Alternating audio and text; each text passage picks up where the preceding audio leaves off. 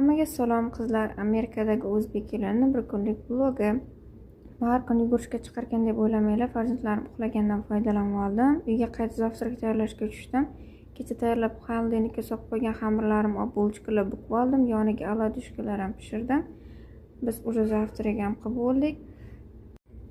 Xo'jayinimlar menga shunaqa gul olib kelibdilar. Tan olaylik, bittagina gulga qancha xursand bo'lamiz. Bu gulda o'zini yonida parashokchasi bor, ancha vaqtgacha svejiy bo'lib turadi. Yaqinda Amerikada shunaqa halol burger ochildi, arablar ochishdi.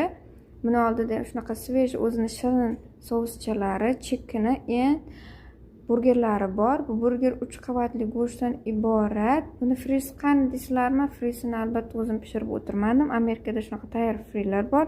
425 gradusda 27 minutda pishirib oldim, tayyor qilib.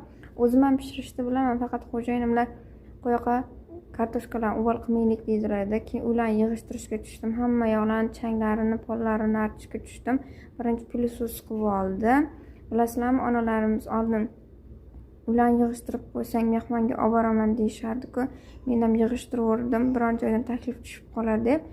Shu vaqtda eshigim taqillab qoldi. Ochib qarasam, shunaqa dastavka kelibdi. Bu detski soch oladigan uskuna, o'zining nasatkalari bor. Endi farzandlarim sochini bemalol olaveramiz.